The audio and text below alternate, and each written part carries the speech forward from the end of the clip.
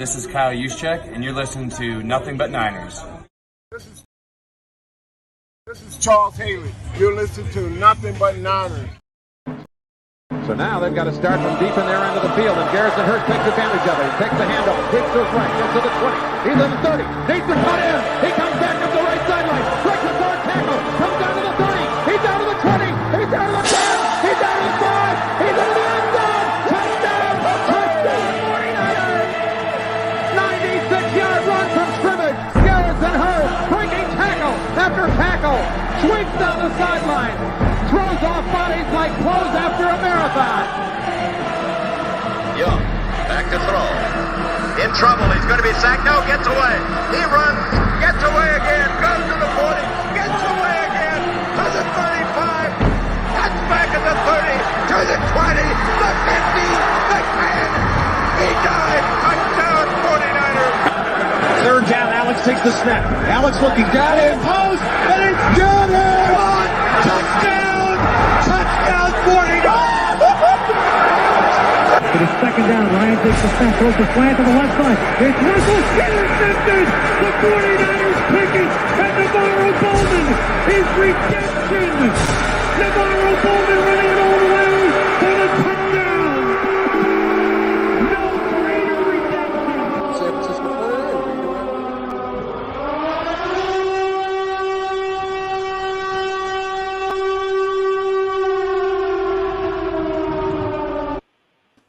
Click, click, boom. What's going on, faithfuls? It's your boys, Mike and Tony, and we are back with the Nothing But Niners show, man.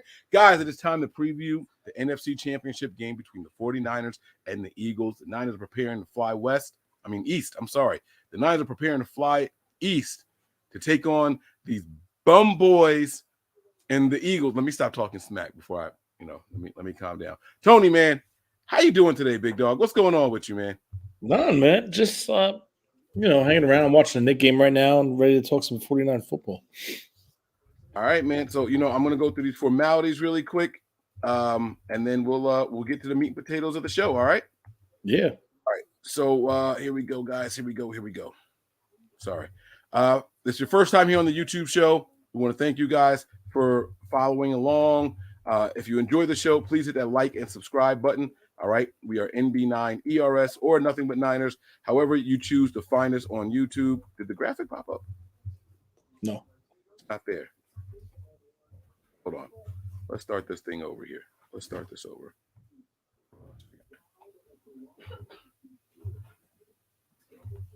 Why isn't it coming up? What is happening? Are we having technical difficulties on something that we've done for years here? Let me try this again. All right. Boom. If this is your first time here on the YouTube page and you guys enjoy the show, please do us a favor, hit that like button, subscribe, and turn on your notifications so you know exactly when we are going live. Give us a follow on some of our social media platforms. We have Snapchat, Instagram, and Twitter. Those handles are Nothing But 9 ERS. That is the number 9, Nothing But 9 ERS. And then follow us on Facebook and Twitch. Those handles are Nothing But Niners, that is spelled all the way out. No numbers in there at all. Head on over to Patreon, guys. Patreon.com/NB9ERS. We're going to do a ride-along video tomorrow morning live. It's going to be very early, but if you guys don't happen to see it, that's okay. It'll be there for replay value. I got a long drive into work tomorrow, about a 2-hour drive. I don't know if I'm going to go live for the whole time, but I will be live there early in the morning. Got to drive out to Delaware. So figure let's try something new. If we could find a safe way to mobilize the camera in the car while I'm driving, maybe I'll buy one of those little clips for the vents or something like that. Some more exclusive content for you guys over there on patreon.com. But that is also where you want to watch the game with us, man. That's where we go. We get down. We have a lot of fun. We get ticketed by the police for setting off fireworks and all kinds of crazy stuff. But yeah, guys, patreon.com/NB9ERS. And if you have questions, comments, concerns, suggestions for the shows, shoot us an email, guys, NB9ERS@nothingbutniners.com. All right. I believe that is it for all of that stuff. I'm your guy, Mike Andrews, 83. To my right, it says Tony, but he is on Twitter as well. He is NJ Niner Fan 499. And everybody out there in the chat, I want you guys to help me wish my man Tony a happy birthday to our resident GM, Tony. Let's get a round of applause for my guy, Tony. Let's go. Oh, God. It's crazy.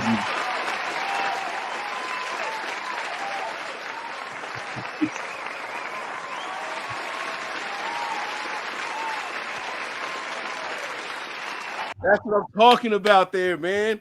All right, Tony, how many trips around the sun? Never mind, don't tell us. I heard that's rude to ask. That was good. You muted yourself. You can hear me now, right? Oh, yeah, before you said happy birthday, and you're like, and then you hit it. Yeah, I was running my mouth too much, yeah. I wanted to find the applause and mute it so it didn't mess up with the microphone. But, I was going to say happy 83rd birthday. I saw that on Twitter. That's true now, right? No. It's funny you got an 83 next to your name. I don't know. I'm just saying. It's the year I was born, man. What can I say? I like 83. But yeah, man, happy birthday, man. Thanks for jumping on here on your actual birthday. Look at all the love in the chat for it. Hold on. Let me try to start at the top. Let me see. Where's the first one that I see? I see GM Tony. Where's the first one I see? Oh, man, there's a lot of them. I'm going to try to put them all up on the screen here. Look at all these comments already, man. You guys are great. Showing my man some love. But Tony, man, let's go ahead and dig into this game that we got coming up here, man.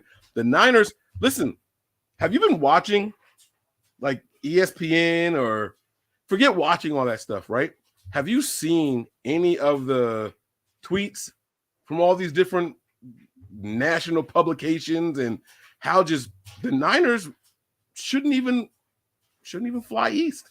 We should just stay home and just give them the win based off of what everyone is saying. I mean, what do you think about all that? All right, just real quick before we get into that, I just want to thank everybody for wishing me happy birthday. Thank you, Mike, for wishing me happy birthday with the banner and all. Everybody in the chat, thank you very much. It's greatly appreciated. As far as that question, yeah, I don't even think they should get on the plane because Philly won. This kind of stuff is like, it's kind of making me angry, right?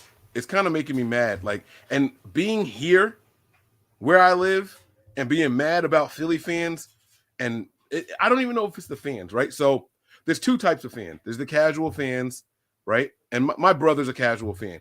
He'll watch a game if it's on, he'll find out if they won. He'll pop off at the mouth. We the best, we the best. Whoop, whoop, whoop, whoop, whoop.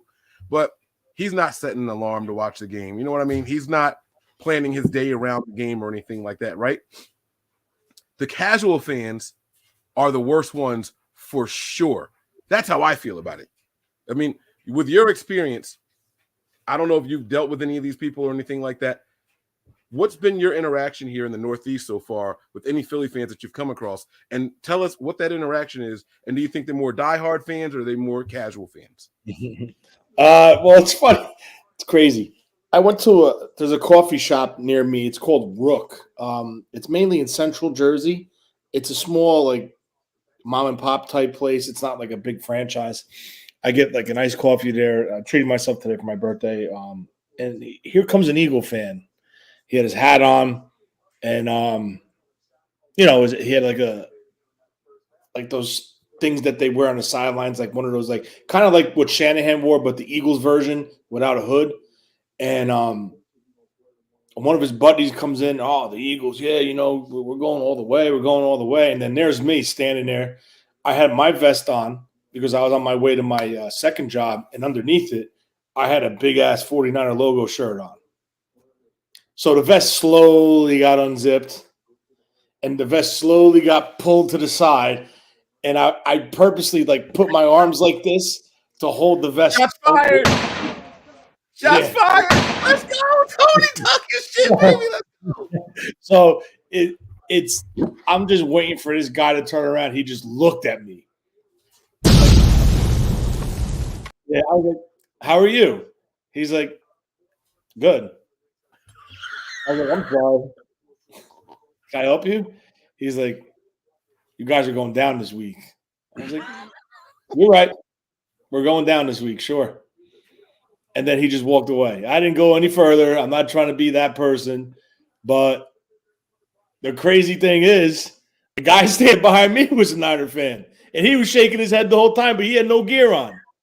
Oh, okay. Okay, so he was a silent one. He wasn't going to say anything, right? He was like a silent assassin waiting. So, whatever. I got my coffee. It was beyond my day. I continued with my day. And that was it. But it's just amazing. Like, when the Philadelphia Eagles are not good, no one wears Eagles gear.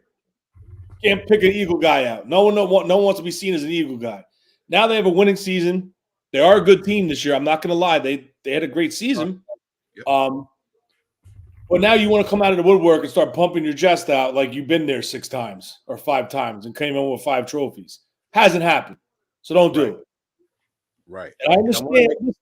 I'm not saying, you guys suck, and don't say we suck, because we're gonna talk about some statistics today.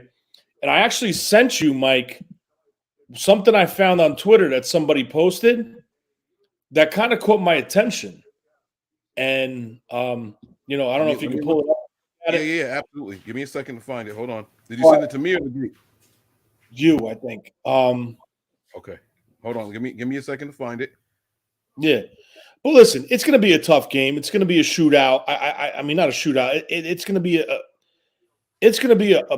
a true battle. It might be a shootout. It might be a shootout. A low-scoring shootout, like 24-27 type shootout type of thing. That still counts as a shootout, right?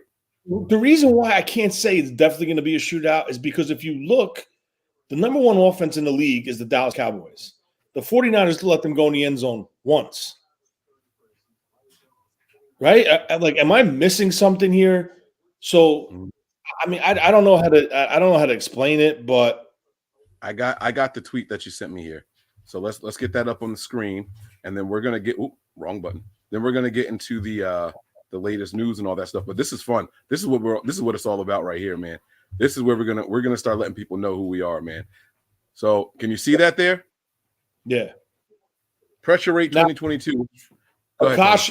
Akash did this from the Niners Nation group, whatever that group is. I don't know what the Niners Nation, but if you look at the statistic that he puts up there, pressure rate for 2022, obviously including the 2023 new year, the Cowboys are 1, the 49ers are 8, and the Eagles are 10. But they led the league in sacks, though, Tony. How can that be? I just don't understand this stat. Now, what does that tell me? Poor design by opposing teams on the offense?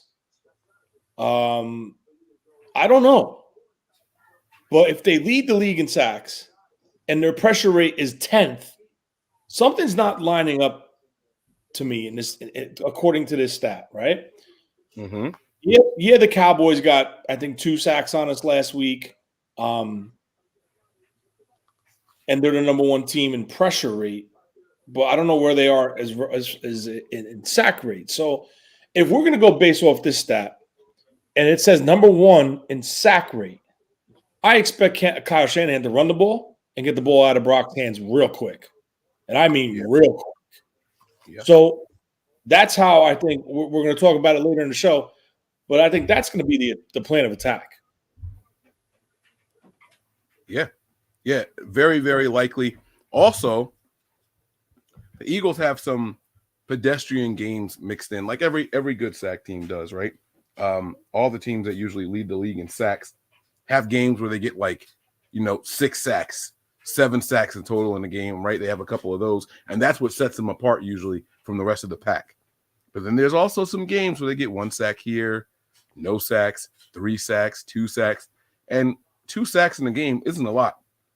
In my honest opinion, 2 sacks in a game isn't a lot. So I think that this is going to be, I think it's about par of the course. You know what I'm saying? So I think this is going to be an interesting game. I'm going to take the screen share down.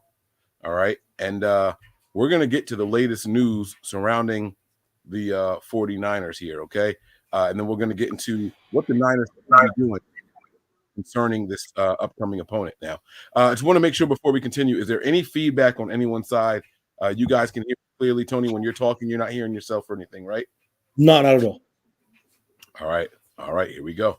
All right, so the first bit of news that we have here, I don't know why I put that this back up. I wanted to leave it like that, my bad.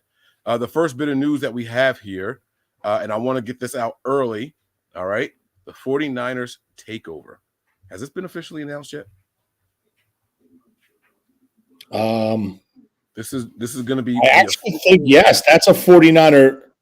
Yeah, because look at it. It's Zenny, Yeah. That's their That's their what do they call that? Sponsor. Right. So the invasion is already scheduled, guys. If you are in the area, it's going to be Saturday at 11 a.m. to 3 p.m. You know what I didn't ask? Is that Pacific or is that? No, it's got to be Eastern because it's in Philly. Got to be our time zone, right? Okay. So Saturday at 11 a.m. to 3 p.m. And it's going to be at the Xfinity Center, at the Xfinity Sports Bar. So make sure you guys are there. I will be there. I can't wait to hang out with some faithful, see some people, rub some elbows. You know, so I'm excited about this. Make sure you guys are there. Tony, man, everyone wants to know, birthday boy, are you going to make it out there, Tony? Come on, man. I'm not 100% sure yet. I'm going to try hard, but I have to see something with work. I might have to do something on first shift for work, and if it doesn't come through, I'm probably going to be there. Well, here's hoping. Fingers crossed. I am hoping that you are there, man. So that was that part. There's the injury report that came out. I do want to go over with you guys here. Kyle Shanahan says Christian McCaffrey calf and Elijah Mitchell groin didn't practice again today. Deebo Samuel and Charles Omenihu were limited in practice today. But he said that the people who are limited, he fully expects to play. On Christian McCaffrey in particular, he was asked, are you playing, or what's the percentage that you won't play? And he said 0, basically. He is going to play. Shut that down quick. Like, he didn't even hesitate. Like, it was like, next question. Like, I'm 0. in. I didn't come to this team to sit out in the biggest game of the year. That's basically what he said. And I don't think it's as bad as what they're making it. A contusion's basically something like contusion is another word for a bruise. Yeah, it's something minor. It's not like anything structural or anything like that. It's something. You know, and then Kyle also said something that I thought was pretty cool. He said, you know, the next game isn't guaranteed, so we're not saving anybody.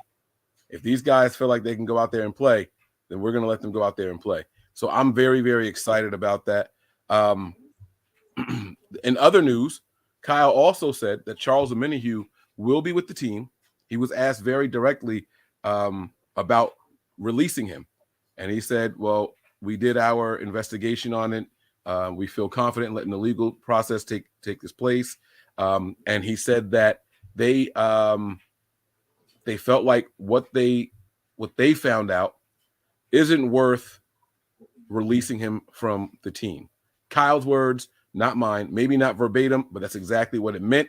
So even our, second or third best pass rusher had one of the plays of the game last week, right?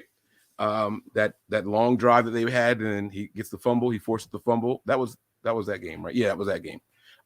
So, you know, that was pretty cool to see as well. So he's going to be there. And I'm just going to encourage everybody to reserve judgment. I'm going to encourage everybody to remember who this team is. Remember the words of John Lynch. This was, what player was it? There was a domestic violence thing going on, and John Lynch basically said there is no place for that on this team. So I just want you guys to keep that in mind, that they don't tolerate that kind of stuff. And so whatever it is that they found, whatever it is that their research showed them, they are pretty confident in allowing him to play. We'll see what happens. The report that I saw just said it was something about a push. And that's as far as I know. I haven't looked into it anymore. Was it during the Reuben Foster thing? Because they gave Foster a lot of chances. I don't remember. Maybe it was the Reuben Foster. Yeah, Tony saying yeah too. I see the guys in the chat. That's why I said it. I wasn't sure if it was Reuben Foster. I thought it was. And there was somebody else too that was involved with something. Is it like Bruce Miller or Ahmad Brooks? I thought one of them got into something like early on with them being here, and they were like, yeah, nah, he's got to go. But yeah, Bruce Miller wasn't here with this new regime. That's right. You're absolutely right. That's right. It was Kyle Juszczyk from day one. You're 100% correct. Man, look at this. They're still sending you some birthday love. Godly. Oh, whoop, wrong one. Thank you so much, everybody. Thank you. I like it, man. Keep the birthday wishes coming, you know? Keep the birthday wishes coming. All right. What other news have you heard concerning these 49ers that may be pivotal to what's going on? Tony, anything? Other than the Omenhu thing, no, I haven't really. I mean, the report that they're not practicing, like we touched on briefly, Debo actually practiced. I think it's more precautionary to get their rest, because I think honestly they're going to run the ball pretty at a decent rate this week. But other than that, no, everything's been pretty quiet, to be honest with you. You mentioned Debo. Let me ask you this question really quick. Oh, go ahead. You got it. No, I'm saying as far as that aspect. Thank you, Melissa. Oh my God, you guys are great. Thank you so much. I love this, man. I love seeing this. Love seeing it. All right. How many? Just random, and then we'll get back to game plan and scheme and all that stuff later on. But how? They got a question for you here. How many carries do you think Debo gets out of the backfield? Because I got a feeling that the number is going to surprise some people. I think you're going to see in a bad way. I would say in a bad way, by the way. I think it's going to be all hands on deck. I really do. I think he gets 2 out of the backfield tops. Oh, so you're saying basically like on a toss or a handoff? Yep. I just think, out of the backfield, not touches for the game. I just mean out of the backfield in particular. Yeah. I mean, I think it's going to be a little more than 2. I think Kyle wants to get this defense like totally off balance so they cannot pin their ears back. That's what I think his objective is, right?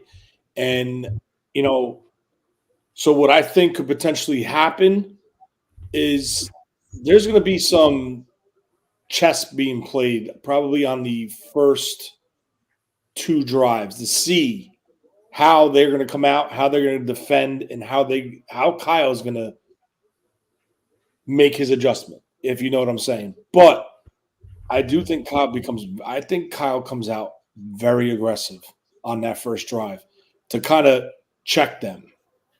You know what I'm saying?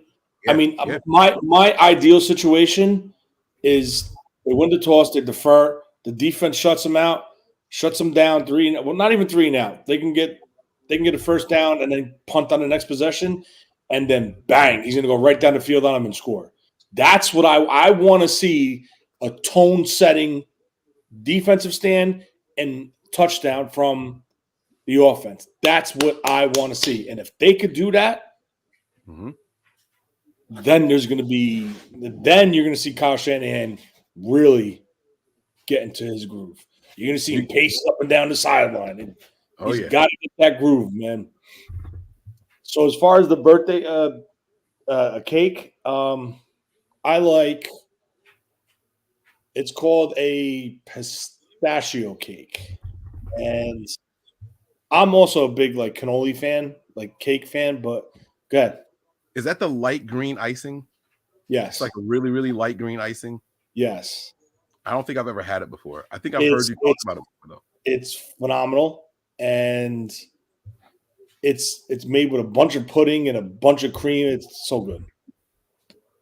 That would explain why I've never had it. No one's ever offered me it because based off of what you just said, there's a lot of dairy in it, and they don't want me to clear out the room. So that's probably why I've never had it. It's worth it. Oh, man, that is great to see. That is great to see. Are you going to do a dance? They said they want to see you dance for your birthday. No dance.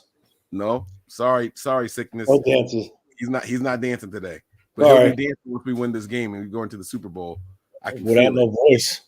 I can feel. That's right. That's right, man. All right. Let's get to this, man. Let's get to this. What are we doing, man? What's the plan of attack here? Now, I talked to a couple of Eagles fans, the real like diehard Eagle fans. Okay, all right, let's hear this. They told me that they are worried about the Niners, so I thought that was respectable. I said, don't say this because you're talking to me. They were like, no, there's a reason the Niners are the number 2 seed in the NFC. There's a reason they ran off 12 wins in a row. Like that's not a mistake. Like they really did that, and they even said their win streak is longer and more impressive than what our win streak was to start the season. And I was like, was it really? How many games in a row did the Eagles win? I thought they went like 12 in a row or something like that, and they just needed to win one more to get the thing. I don't remember. They finished with 13 or 14 wins. Now I got to look up their record because I remember. No, they didn't. They didn't get that many wins. Let me see. Hold on. Let me pull it up here really quick. All right. So here we go. Week 1 was against the Lions. 1, 2, 3, 4, 5, 6, 7, 8. Oh, yeah. They only got to 8. They only got 8 in a row. Then they barely beat the Colts. After that, they beat the Packers by 1 score. Then they blew out the Titans. And then they blew out the Giants. And then they beat the Bears by 1 score. And then they lost to the Cowboys. They lost to the Saints. That was without my man Hurts in there. And then they beat the Giants the final week of the season. Barely. That was Hurts' first game back. They barely beat the Giants. And then they blew out the Giants. Okay. So, yeah, they were right. And, you know, they're saying that the Niners win streak was more impressive than their win streak. But here's the other thing that I thought was interesting about what they said. They all told me the same thing. I want the Niners to be on defense first. I want our offense to get the ball first so we can go out there and show what we're going to do to you guys the whole game. Because if we go 3 and out, or if it's a bad opening drive, they were going to be super nervous. Now, Tony, we know that that's the 49ers way of thinking. They want to go out there and they want to be on defense first. Eagles fans, the diehards, are saying we want to go be on offense first. It works out in both teams' favor there. If you're the Eagles, if you are the Eagles and you have confidence in your first set of scripted plays, would you want that to be before or after the Niners have the ball, have their first possession? If hold on, let me think about this. Because we know what Kyle likes to do. He likes to hopscotch people, right? Score on the last possession, score on the next possession in the first half. It's a 2 for 1 almost, right? It's a 2 for 1. You get final score, first score, for final possession, first possession. So it's kind of like a 2 for 1 because you're getting the possession final going into the half, first coming out of the half. So you're getting 2 opportunities to score. So if I was the Eagles, I would throw my offense out in the field to set the tone, to try to set the tone. Obviously, you know what I want as the Niners. So, yeah, that's where I stay with that. I would definitely throw them out first, the wide receiver, the offense. Throw the Eagles offense out first? Yeah. All right. Now, there's this question Play here that's been right into Kyle's hands. Have you seen Debo? Let me answer this question because I think my man's going to have a heart attack if we don't. Have you seen Debo not running routes when the ball's not coming his way? Because I haven't noticed that. Have you seen Debo's lack of route running efforts when he's not getting the ball? I haven't noticed that, especially because Purdy's extended plays and found people off script that aren't even designed to get the ball. I can't see him just quitting on plays, but I haven't noticed it. I haven't seen that. No, I can't say I have either. Yeah. But then again, I'm watching this on the broadcasted feed. So camera angles sometimes you might not see because they follow the ball, obviously. But yeah, I mean, I never seen it. If you do, send me a video. Like if you have access to all 22, I don't do the all 22 thing because it's annoying as shit when you're dealing with it on a computer. But right. Yeah, if you do, send me it. I'd like to see it. I haven't seen it. All right, so let's talk about a plan of attack, man. The Niners are a really good run team, and the Eagles are pretty bad against the run. So my question to you is this. Is it that simple? Can we go in there and try to run the ball down their throat, time of possession? You keep the ball, keep it out of their hands as much as possible. Be efficient. You want to score. If we get 8 or 9 possessions in this game, you got to score on 5 of them. Mm-hmm. Some of them are going to end up being field goals. Obviously, you want more touchdown and field goals. Can Kyle take advantage of this pass rush that likes to hit home? Yeah, and you know how I feel about Kyle when he schemes, but I think this week, like, all right, let's look at his track record. Right, they played the Rams twice a year. He pretty much controlled Aaron Donald and from exploding and taking over a game by scheming him and using his aggression against him. They did it versus Max Crosby as well. Now the issue is on those teams there was the one threat, so you could kind of do that. But now when you have 4 legit pass rushers, the threat, the scheming part of it becomes a little bit more difficult because you can't totally scheme 4 guys out of a game. It's very hard to do that, and I've never seen anybody do that, to be honest with you. So I'll go out on a limb and say it's impossible.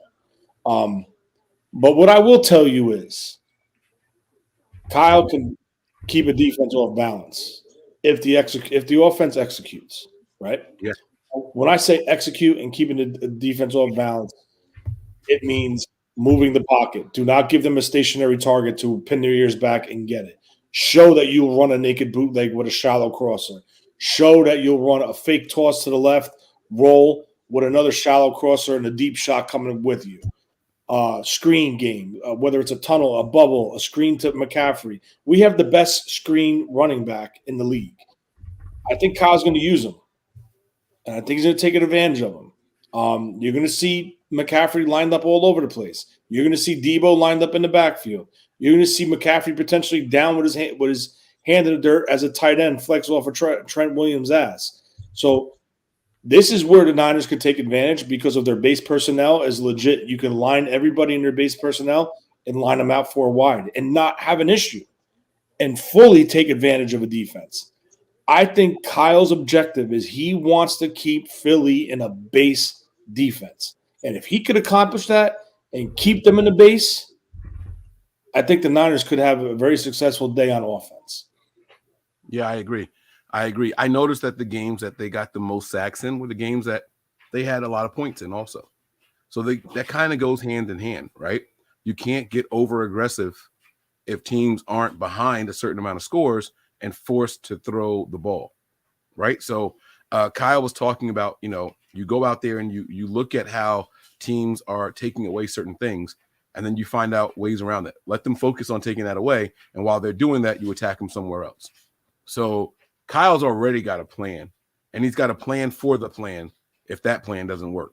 And that's kind of what I like about Kyle Shanahan, watching how he manipulates and adjusts throughout the game. Right. There was a question asked to Brock Purdy that I saw on Twitter, and let me just tell you what the question was: does Kyle ever call a play, and you're like, nah, forget that, and then call your own play? What do you think Brock Purdy's answer was to that question? I don't know. I didn't see it. Yeah, but what do you think he would say? Mr. Irrelevant, running Kyle's complicated offense. Do you hear a play call and say, forget it, I'm calling my own play? Not yet. Exactly. No. And he said he's no. not at that point yet. He said absolutely not. Absolutely not. Now, I will tell you this. I did see him, call the can and switch to a different play, and they hit it, and it was a very successful play. So I think, listen, we're not going to get into this debate, but I think there's more trust, if you will. There's more trust. All right. Kyle's big thing is he wants to see he wants to be able to see the game through the quarterback's eyes and vice versa. He wants the quarterback to see the game through his eyes. You know what I'm saying? So as long as they're on the same page, I think Kyle will give him the leash. But if I will also pull it back on him. But for me to sit here and say this, right?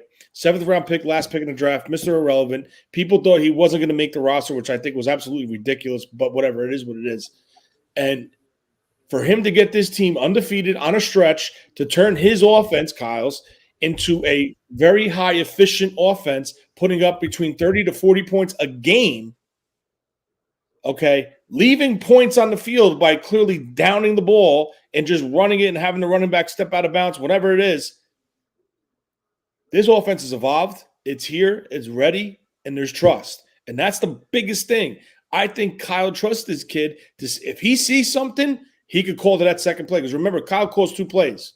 He has the run, he has the pass. If he sees something, he's allowed to can out of it. Jimmy Garoppolo, I don't think he trusted Jimmy with that. The only thing I think Jimmy was allowed to do was go right to left. If it was a run for the right, he would can it to the left.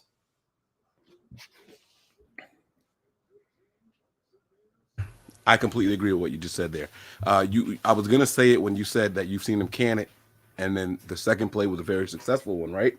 But that's built into the play call. Yes. We go out here, we send someone in motion, you make your key and your read off of that, and then you keep the play or you can it and you go with the backup. And so that's exactly what I've seen from Brock Purdy. I've never seen – now I don't know what – I've never seen him running down the line and changing the play and things like that before. So I don't think that was a question even worth asking. But I thought it was interesting that that question was asked. Thank you. for reasons that I won't say why I thought it was interesting. Are you concerned about the right side of the offensive line in this game? I'm going to keep it real. Yes. I'm going to keep it 100% real. And I don't think it's going to be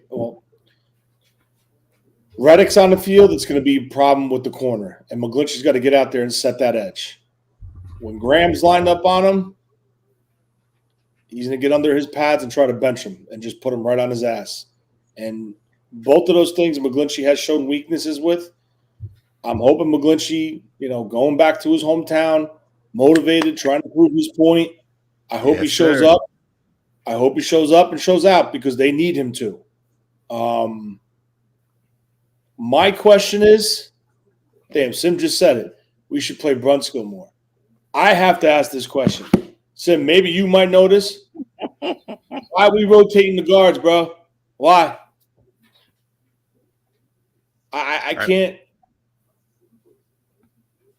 As far as McGlinchey, expect them to get help, whether it's a tight end or a fullback or just chipping out of the backfield, just to get them off their rush or their launch point.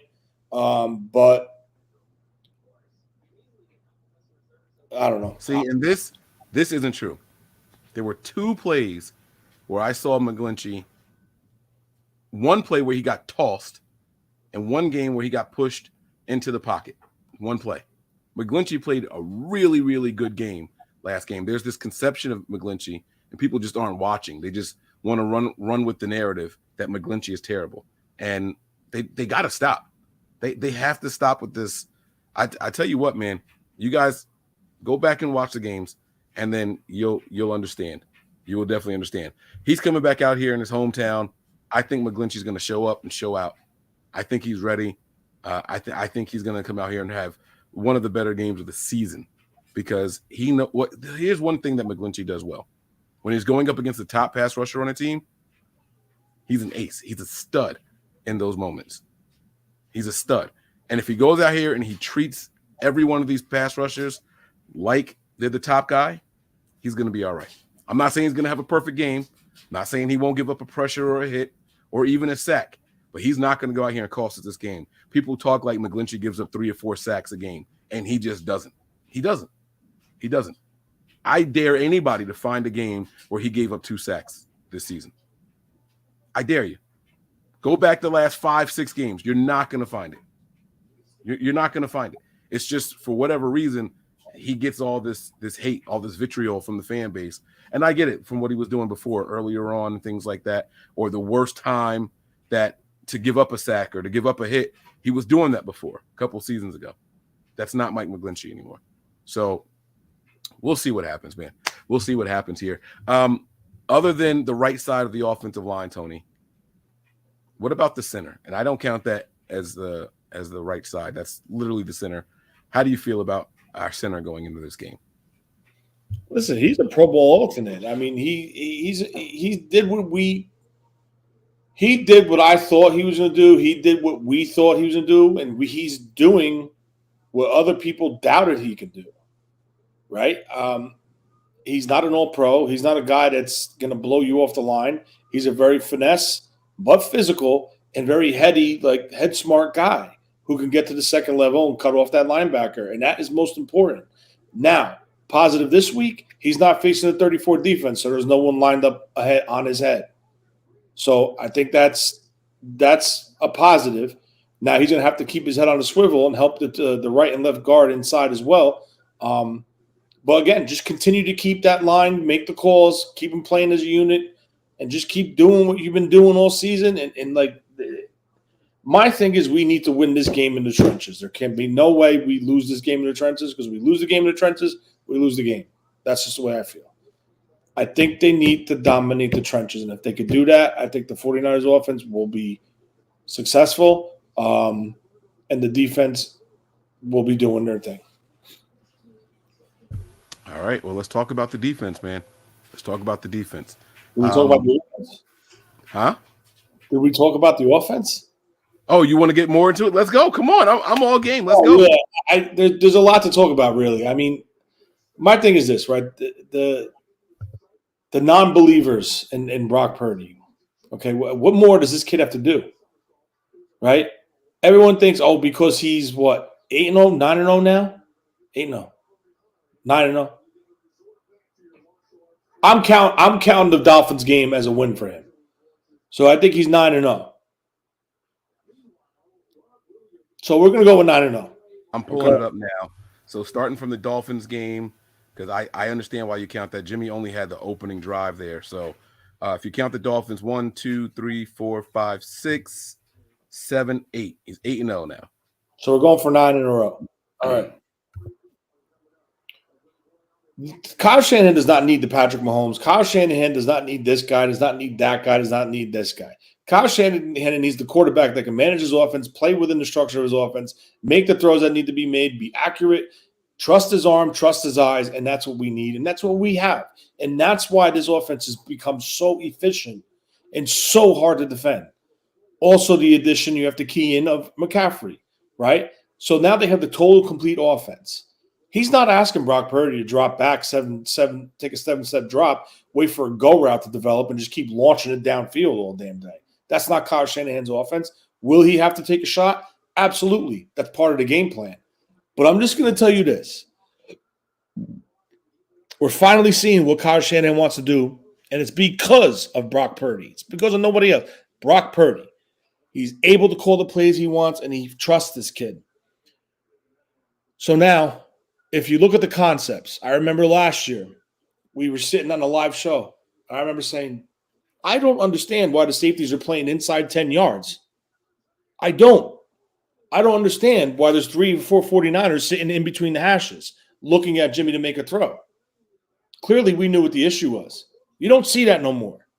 You see longer developing routes. You see the intermediate routes. You see the levels concept, which Kyle loves to run. Okay? You're seeing the moving of the pocket, the bootleg off the action. You're seeing all these new pieces, and you're not seeing Debo be the focal point of the offense. The focal point of the offense week in and week out for the 49ers in that 8-game stretch is who the defense gives them, is what the defense gives them. It could be Kittle. It could be Jennings. It could be McLeod. It could be Debo. It could be Ayuk. It could be Juszczyk. It could be McCaffrey. It could be Mitchell.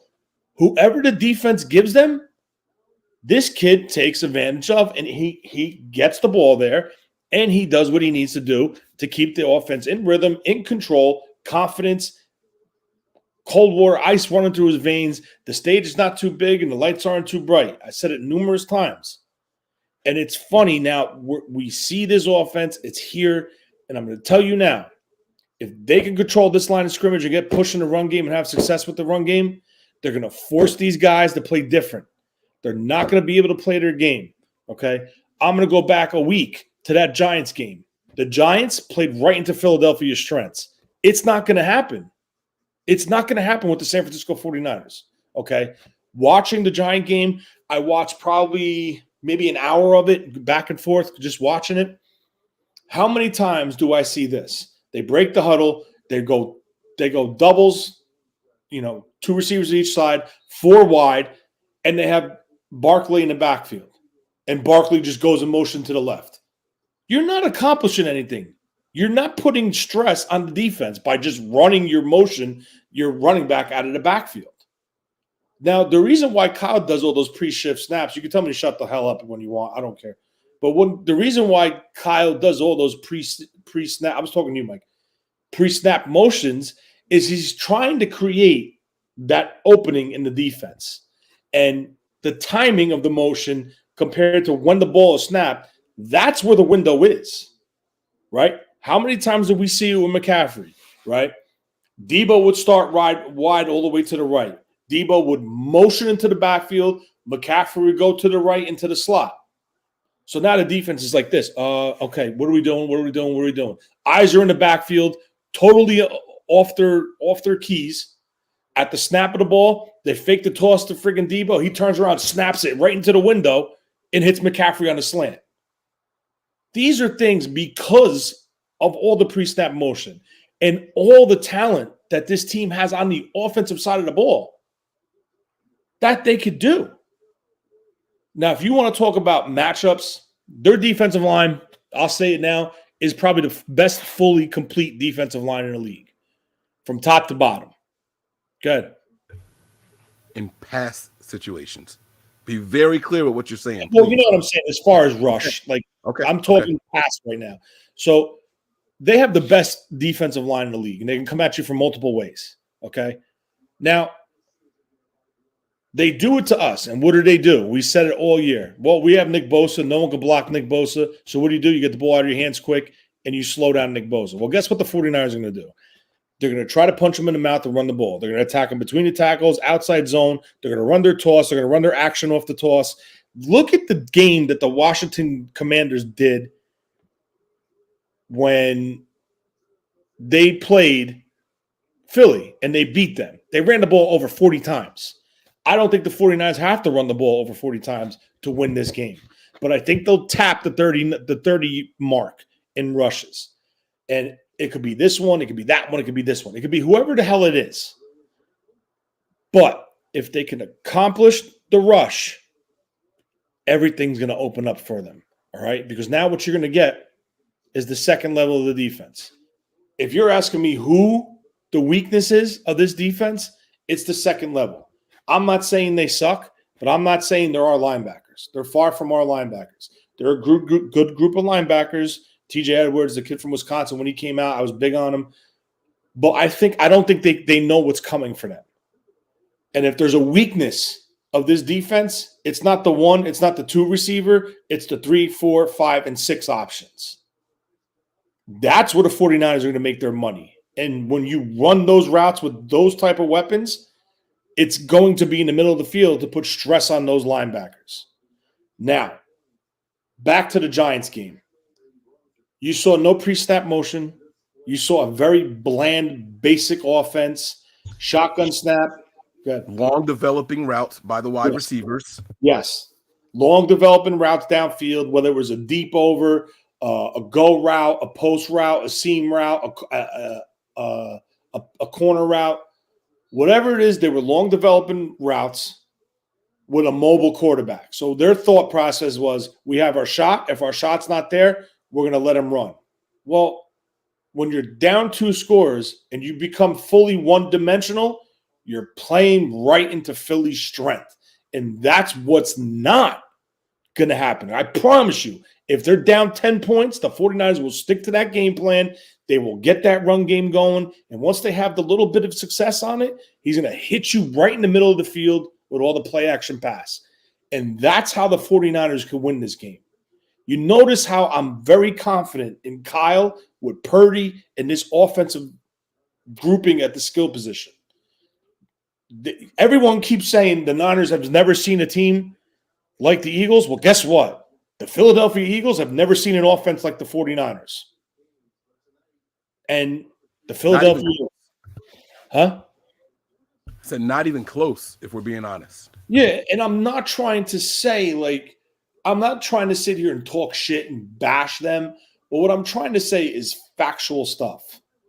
Look at the offensive skill set and look at their strengths. Look what we could do. Look what they do, right? Again, 1 and 2, I'll give you that. They're top 2 corners. I'll give you Slay. I'm a little on Bradbury. I think Bradbury could be schemed, a double move on him. I think that. But the reason for all the success last week is because the Giants didn't do that. And I was absolutely shocked on the way they played that offense. So with that being said, that's my thought process for the offensive side of the ball when we face their defense. It's all about winning in the trenches, keeping them off, keeping that pass rush off balance, and confusing the shit out of them at the second level. If they could do that, I think the Niners will have success this week.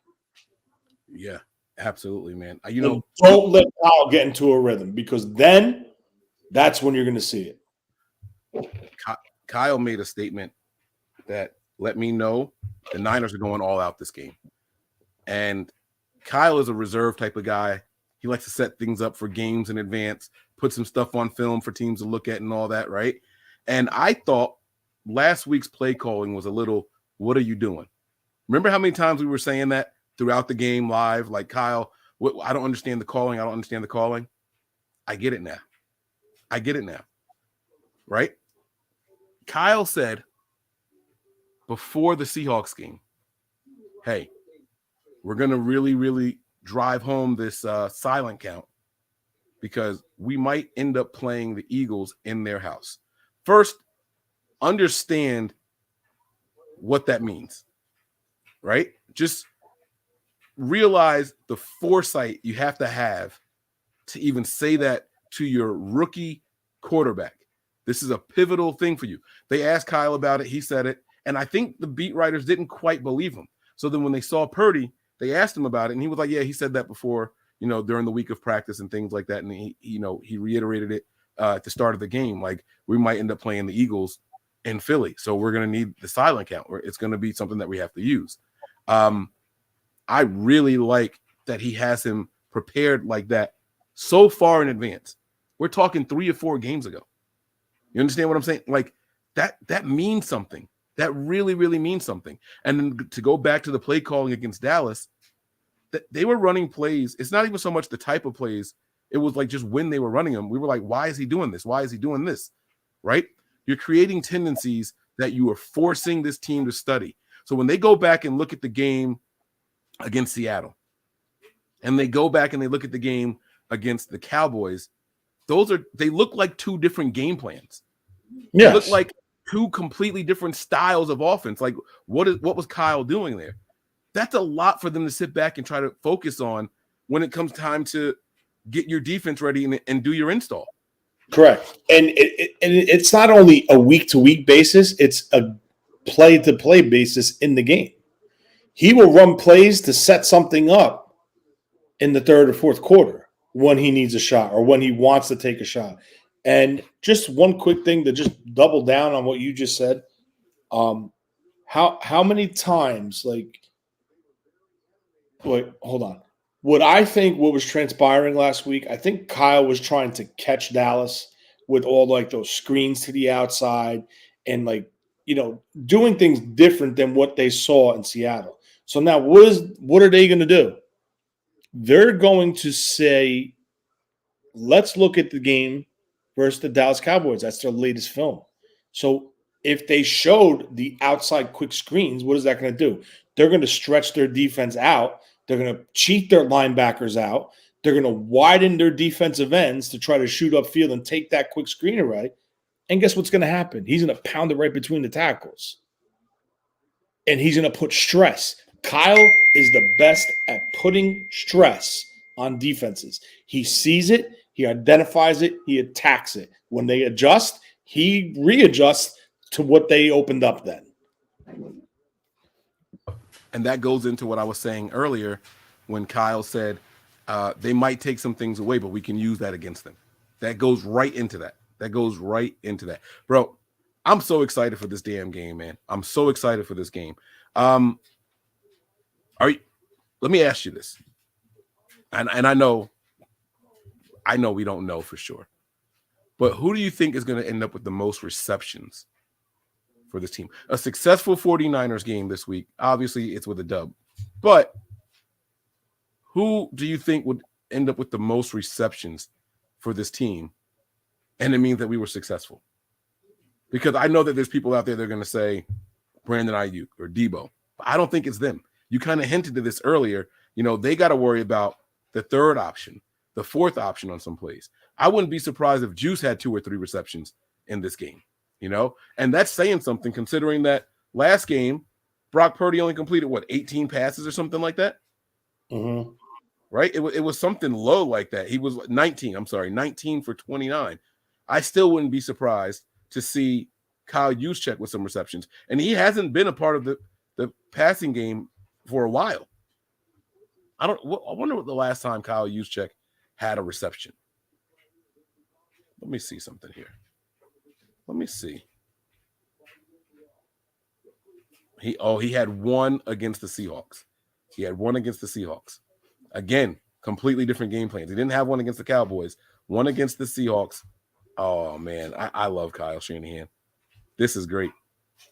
This is absolutely great. Oh, my God. He's a mastermind. 1 reception to Kyle Juszczyk against the Cardinals, and it was for 26 yards.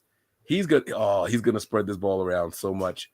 I can't wait to see this game play out, man. I really, really can't. I saw someone ask earlier if I was going to be tailgating. I'm not going to the game. I will not be there, but we will be live here, and I will be going to the 49ers invasion at the Xfinity Center. If you guys are just now joining and you don't know about that, you're going to be in the area. Make sure you guys come out and show some love. Make sure you guys get out there to show some support for your 49ers. All right. Oh, that's a small one. Sorry, you can't really read that one there. There you go. Saturday at 11 a.m. to 3 p.m. All right. So make sure you guys are there at the Xfinity Center. I can't wait to see you guys there, man. The people that come out, don't be a stranger. Come up and say what's up, man. Let's talk about the defense, though. Let's talk about the defense. Sin says happy birthday to you there, too, Tony. Thank you. This can't defense, keep up with birthdays. I know. I'm sorry, man. I saw you doing the salute when I would pop them up there. So right now, the 49ers are going up against 2 really good wide receivers in Smith and Brown. Mm-hmm. Make no mistake about that. A very, very capable tight end, right? I'm not going to take anything away from them at all. They're talented offense. I'm not questioning that one bit. Sanders, a good running back. You know, what is he? 1,300 yards rushing this year. Couple, almost 10 touchdowns or something like that. Maybe 11. I don't remember his exact numbers. I'm just doing this off the top, right? They have a nice balanced team. They have a nicely balanced team. And then you factor in the fact that they're running, their quarterback can run. How do you stop an offense like this? Do you try to stop them or do you try to contain them? Because I think if you're trying to stop them, you're going to set yourself up for disappointment. I think you have to contain them. And I'm going to tell you this. And I was watching, I don't know who it was it Baldinger or Acho? One of those guys did a breakdown. And the 49ers, if I remember this correctly and how he explained it, thank you, Rick. He did Vic Fangio, D'Amico Ryan double teamed 3 people. I don't know how the hell you could double team 3 people, but he did it. And that's like genius. And I've never seen it done before. I know you could bracket. I know all that. But when you look at the breakdown, they legit double team 3 people at once. Now, if they could do that, and I will say Dallas's offense is not as far as the wide receivers, as loaded as the Philadelphia Eagles, but Dallas also did have the number 1 offense. And to control that team, to keep them getting into the end zone once, and to double team 3 people, I'm sorry, man. That was an Acho breakdown. I saw that. And I do want to point out, though, there was something very key in that I think people, I understand the excitement about it, right? It's genius, but it's also about where they were on the field. That wasn't something that happened midfield where there's so much ground. Okay. No. Yeah, that was and I'm not going to say goal line. I think it was inside the red zone, but I don't think they were quite inside the 10. So it was, short short I areas to think cover. absolutely around like the 20-yard line. Right. About to go right. in. And like I understand like you're on limited space, you're running out of real estate, but to successfully double team 3 people, I'm sorry. That's these guys. I would love to sit in on her classroom and see how he teaches all this shit. Bro, holy Christ. And that reminds me, too, this was something that we were supposed to say during the latest rumors and all that stuff. Congratulations to D'Amico Ryan. Where is it at? Right here. Boom. There it is. Pro Football Writers 2022 NFL Assistant Coach of the Year. Shout out to our guy, D'Amico Ryan. I'm going to play the round of applause for him real quick.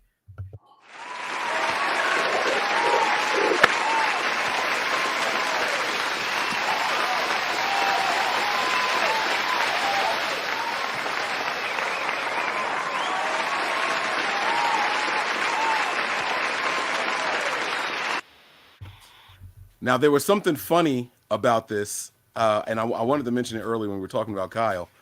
In his presser, they asked him about D'Amico and how good he is and all, and he gave him all his flowers and all. And he says that he knew last year that D'Amico was going to be a head coach. He said he was happy that he didn't take any jobs last year. And he says I hope his wife doesn't get mad at me for saying this, but I hope he's not a coach next year either. Meaning, he likes D'Amico so much, he wants to keep him around. You know what I'm saying? So I think Kyle's got to be careful what he wishes for. I think the only way D'Amico sticks around here another year is if the Niners don't win the Super Bowl. I think that's the only way he's not here. If the Niners go out there and they win this game and they make it to the Super Bowl, I think D'Amico's out of here. Forget winning for a second. I think D'Amico's out of here. I really, really do. More on this defense, though. The speed of these linebackers. Shout out to the whole staff that was built in the 49ers organization. Another season where a GM, a head coach, and assistants were promoted. I'm just saying. Yeah, man. Absolutely. Build from within, right? Like that. They do such a good job over here, man. It is incredible. Now, Anthony Lynn's getting interviewed for Washington for your offensive coordinator spot. So you're going to have another coordinator. You're going to have a head coach, and you already lost the general manager. Yep. What was I about to say? Oh, these linebackers. The speed of the linebackers. I think this is going to be crucial in this game. I really, really do.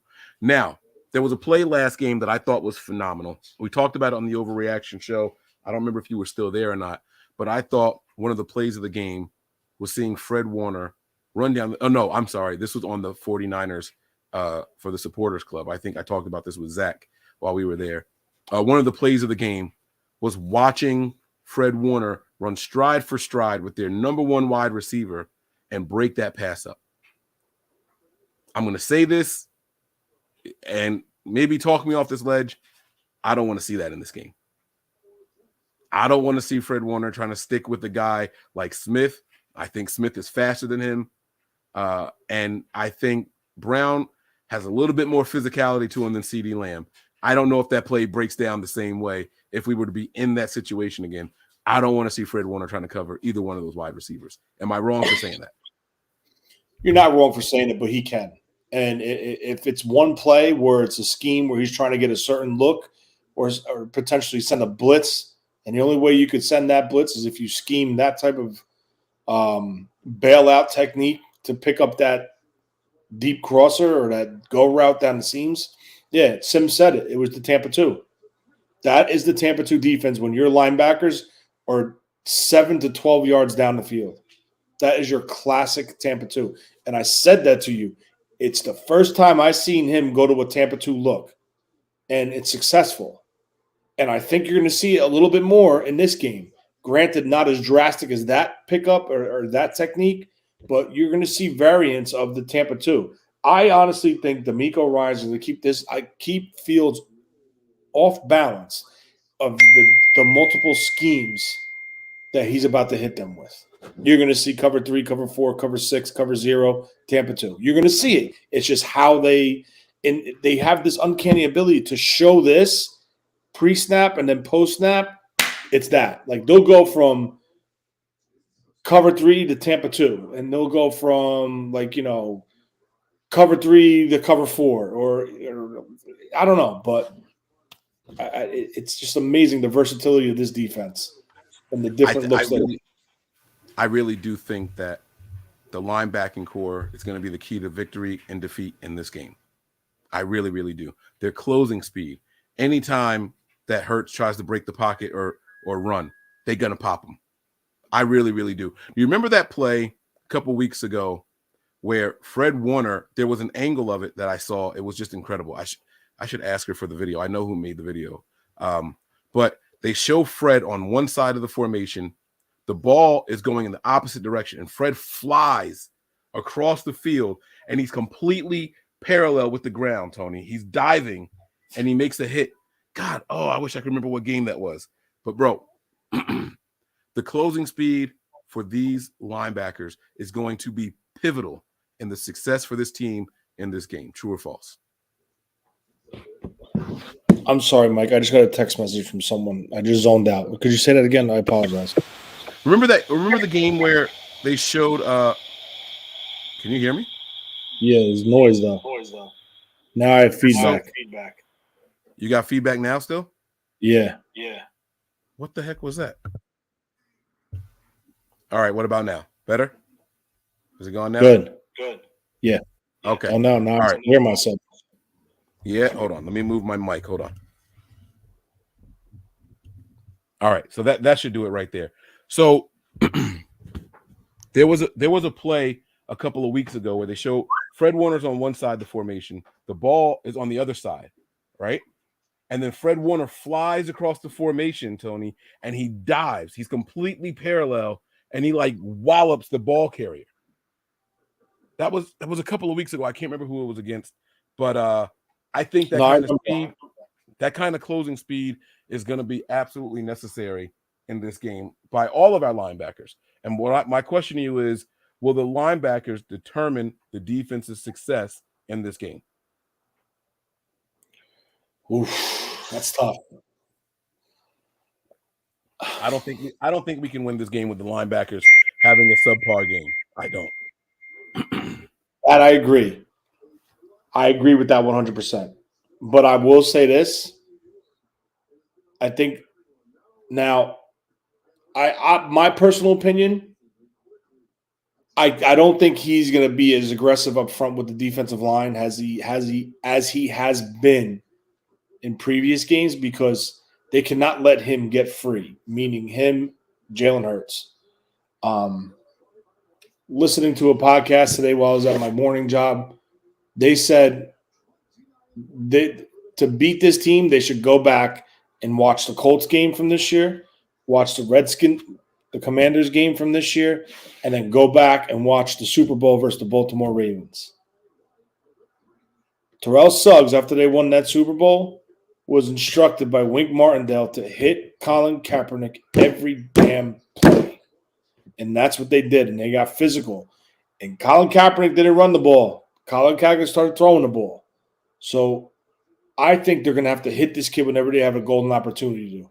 I also think what the Colts did, and it's kind of interesting because it is Gus Bradley who has the foundation of his defense is the cover 3. He sent his defensive ends flying straight up the field. And what they do is they do what's called, I was listening today, but I remember it from coaching. It's called a gap exchange, where if it's a read option, you see, I don't know, one person's assigned to this, one person's assigned to that. Every play, no matter what, you hit the quarterback and one guy's responsible for the running back. And that is their keys and responsibilities when that is called in that situation on that defensive call. So they have options, and I'm really interested to see what they do. But we talked about it earlier. He did rush for 82 yards, I believe, versus the Niners last time. But the Niners were hitting him. The Niners got in the backfield. They hit him when it was a fake. They hit him when he had the ball in his hands. He only threw for $119 or $219 or $190 something in that game versus Philly last year. So I think the defense is better this year. to some extent. I really think this defense misses DJ Jones in the middle, but he's not here, so we got to, move forward with this. But I think the defense can do it. I think they are a very well taught defense and scheme defense. Well, I'm just going to tell you this. They got to get pass rush. They have to get pressure. They might not have to get sacks, but they can't let this kid sit comfortable and throw the ball, because then it's going to be an issue for them. I got the play here that I want you to see that I was talking about. I wish there was the other angle, though. The other angle shows Fred just coming from all the way across the field. The all-22 play shows it. But is this it right here? Is this it? No, that's not it. Damn, man, I want to see it from the one angle. I want you guys to see how far I want to see how far he came to make this tackle. I can show you the tackle, but I mean, he ran clear across the field and just walloped my man. No, it's not the sack. All right, let me just show you the regular play, and then you guys can see what I'm talking about here. This is it here. This is it. All right, check this play out. I thought it was. I wasn't sure if it was the Cardinals or not. It's the Rams game though. We're going to show this tweet here. Boom. Let's blow this up here. Take a look at how Fred is completely parallel with the ground, selling out. Boom. Yeah. But if you guys watch this play, he came from the opposite hash. That's not the side of the field that he was on. And the way he diagnosed the play and closed that gap, man, like you would think that that's the side of the field that he was lined up on, and it wasn't. It was a very, very impressive play, man. I love seeing Fred Warner. He's got to play like this, with that level of physicality, that level of aggression, that level of awareness. Those boys come out there and play like that. Boom. Oh man. Not only are we going to hurt the Eagles, we're gonna get them out of their comfort zone. We're gonna get them flustered. We're gonna get them frustrated, and they haven't been that way much this year. They haven't been that way this much. I would say the one game that I saw the Eagles really, really frustrated in was that Colts game. And if we're gonna be completely honest, if we want to be really, really honest, they only won that game because of a really bad call at the end of it. That's the only reason they won that game. But they won it. I'm sure that people out there think that the Niners had refs help in certain situations and some games, so I won't argue that. I'm sure Cowboys fans, I saw all the videos going around where they were talking about Kittle shouldn't be eligible and all that kind of stuff. And I remember last year the Cowboys fans saying, that the Niners were saved by the refs because there should have been more time on the clock when they tried to run that play, and then they didn't have any timeouts to try to hurry back to. You remember that play at the end of the game, and that was that walk-off play. You know what I'm saying? So let me ask you this question, though. One more thing, and then we'll wrap this thing up here. It's getting a little late over here. The secondary, Tony. We know what we're going to be looking for from this defensive line. I just need them to be solid against the run. I'm not too concerned about an abundance of sacks in this game. I know that might sound wrong. Let's save the sacks for the Super Bowl. I'm not worried about a bunch of sacks. I need them to contain and play the run well. I really want to see that. But the secondary, they're going to be tested this week. They are going to be tested. I trust our linebackers against Goddard. I really, really do. But those wide receivers are here to play. Tony, is what we're seeing from Lenore these last 2 weeks, is it a fluke or is that an adjustment? Is there something different? I think it's an adjustment. I think it's an adjustment, and he has built his confidence up, and that's what you need as a corner. And I'm going to say this. I think it's very, very, very important in this game that the communication on the back end, meaning the safeties, has to be precise. There cannot be any hiccups. The communication between those two safeties have to be precise. I personally like the matchup of Ward versus Brown. You're saying A.J. Brown is very physical? I agree with that. I'll put money on that. But Travarius Ward is also a physical corner. and he will not back down. He will not win every rep, but he will not back down and give up. I'll tell you that from watching him. So the combo of Lenore, Jimmy Ward, and Travarius Ward, I'm confident in our secondary. They have to play to their keys. They have to play. Our whole defense has to play sound assignment football. And with that being said, I also think the communication between the second and third level is key as well, especially when you're doing a zone. You're going to have to change. You're going to have to, I don't know the proper term, but you're going to have to hand off. You're going to have to be able to communicate to switch off to zones. Like if there's a guy crossing to your zone going towards that zone, you're going to have to pass him off and make sure everyone's on their P's and Q's, because this team will burn you if you're not communicating. So with that being said, I also think there's another factor that we're not talking about, but I'll just leave it right there and I'll get to it before we wrap up. Last thing I want to share about my conversations with Eagles fans this week. Even the knowledgeable ones, the real fans, right? They were like, Mike, you really think that this moment isn't going to be too big for a rookie? This is your guy's. He wasn't even your backup. This guy was your third string quarterback. I don't think a third string quarterback is going to come into this house and outplay Jalen Hurts. And I said he doesn't have to outplay him. Hurts can have the better stats when it's all said and done. So we just got to play good football. And then I reminded them of something. So who won your Super Bowl for you? Was it your starter? Silence. It was so quiet. I stopped to get a mousetrap because I heard a mouse pissing on cotton in the corner of the warehouse where I was standing, okay? Like that's how quiet. They had no response. Don't tell me about a backup can't come in here and win. Don't tell me that a backup is not prepared for an NFC championship game. They can't say that because that's how they got their dub. That's how they went out there and got theirs. It wasn't their starter. The starters got them to the postseason, sure. But what happened at the end? It was a backup, man. Just letting you know that it was a backup. They got to chill out. They got to go easy on my man Brock Purdy. All right, special teams. We haven't talked about it yet. This is something that I want to share with you. I think I'm going to say it now, and hopefully I remember to say it on the pregame show. I sincerely think that we have a return for the first time. I hope so. I really think so. I hope so. That's my special team stake. I know you said there was one more thing you wanted to discuss before we get out of here. You go ahead, and then we'll wrap up. Yeah, my thing is, number one, they have to play sound and complete football all three phases of the game. They cannot shoot themselves in the foot with penalties. And most importantly, and I'm going to stick with this, and I haven't heard, I've been listening to podcasts, and no one has said this yet. But I'm going to say it right now. And I'm not sitting here saying, give me my flowers. I'm the first to say it. No, I'm not like that. But I just want to let you guys know.